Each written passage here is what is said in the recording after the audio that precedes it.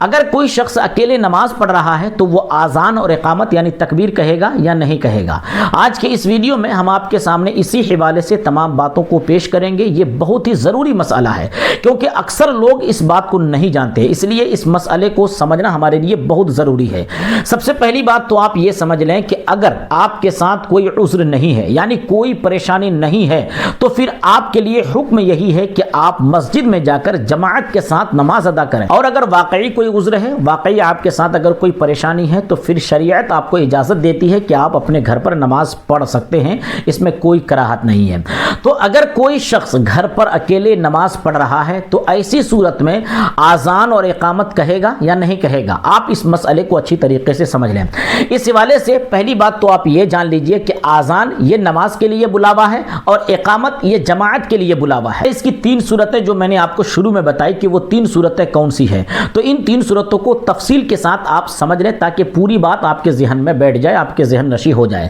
پہلی صورت تو یہ ہے کہ اگر آپ کے گھر کے قریب میں یا آپ جہاں رہتے ہیں وہاں سے قریب کوئی مسجد ہے اور مسجد کی آذان کی آواز آپ کے گھر تک آتی ہے اور آپ جب نماز شروع کر رہے ہیں اس سے پہلے مسجد میں آذان ہو چکی ہے، یعنی مسجد قریب ہے اور اس مسجد میں آذان ہو چکی ہے اور اس مسجد کی آذان کی آواز آپ کے گھر پر آسانی کے ساتھ آ جاتی ہے، اور جب آپ نماز شروع کر رہے ہیں اس وقت اس مسجد میں آذان ہو چکی ہے، تو پھر ایسی صورت میں آذان اور اقامت کے بغیر آپ نماز پڑھ سکتے ہیں۔ آذان اور اقامت کے بغیر آپ کے لیے نماز پڑھنا بلا کراہت جائز ہے۔ پھر سے آپ اچھی طریقے سے سمجھ لیں، دیکھیں جہاں پر آپ رہتے ہیں یا آپ کا گھر جہاں ہے وہاں سے قریب کوئی مسجد ہے اور اس مسجد میں جو آذان ہوتی ہے وہ آذان آپ کے گھر تک آسانی کے ساتھ آ جاتی ہے، اور جب آپ نماز پڑھنا چاہتے ہیں تو اس وقت اس مسجد کی آذان ہو چکی ہے تو آذان کی آواز بھی آپ کے گھر پر آتی ہے۔ تو ایسی صورت میں اگر آپ نماز پڑھنا چاہتے ہیں، آواز تو پہلے سے آ چکی ہے،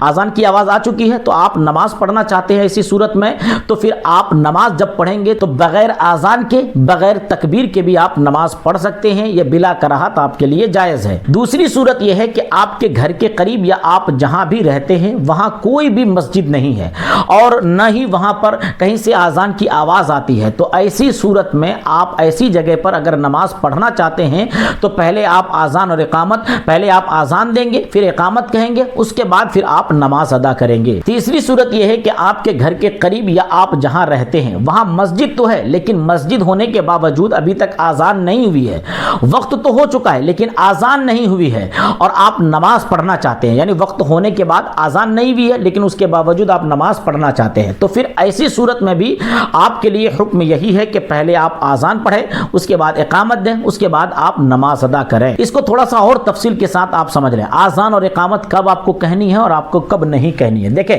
مسجد دور ہو اور آذان کی آواز آپ کے گھر تک نہ آتی ہو تو آپ کو آذان اور اقامت دونوں کہہ لینا ہے، تب آپ کو نماز ادا کرنی ہے، اور اگر مسجد قریب ہے اور وقت بھی شروع ہو چکا ہے لیکن ابھی آذان نہیں ہوئی ہے اور آپ آذان نہیں ہونے کے باوجود آپ وقت ہو چکا ہے لیکن آذان نہیں ہوئی ہے اور آپ نماز پڑھنا چاہتے ہیں، تو ایسی صورت میں بھی آپ کے لیے یہی حکم ہے، پہلے آذان کہیں اس کے بعد آپ تکبیر کہیں اس کے بعد آپ نماز ادا کریں، کیونکہ ایسی جگہ آذان اور اقامت دونوں کو چھوڑ کر نماز پڑھنا یہ مکروہ ہے۔ یعنی اگر ایسی جگہ پر آپ آذان بھی نہیں دیتے ہیں اور تکبیر بھی نہیں پڑھتے ہیں تو ایسا کرنا مکروہ ہے، لیکن اگر آپ نے آذان نہ دی اور اقامت کہہ لیا تو بلا کراہت آپ کی نماز ہو جائے گی۔ یعنی آذان اور اقامت ایسی جگہ پر آپ کو دونوں کہنا چاہیے تھا جب مسجد آپ کے گھر کے قریب نہ ہو، جہاں سے مسجد کی آذان کی آواز بھی آپ کے گھر تک نہ آتی ہو، یا مسجد تو قریب ہے اور وقت بھی ہو چکا ہے مگر آذان ہونے سے پہلے آپ نماز پڑھنا چاہتے ہیں، تو ہونا تو یہ چاہیے تھا کہ پہلے آپ آذان پڑھیں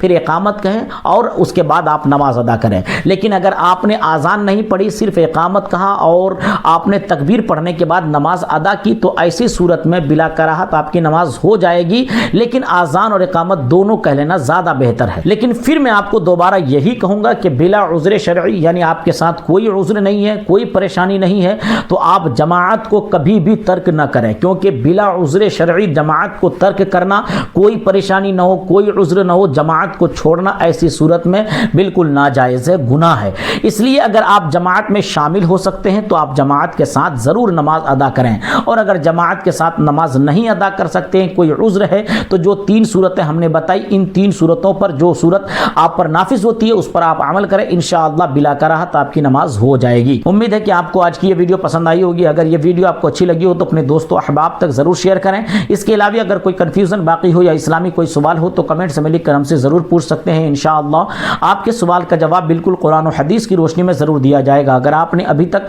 हमारे चैनल को सब्सक्राइब न किया हो तो सब्सक्राइब भी जरूर कर लें ताकि मजीद इस्लामी मसाइल की मुस्तनद जानकारी हासिल कर सकें। अस्सलामु अलैकुम व रहमतुल्लाहि तआला व बरकातहू।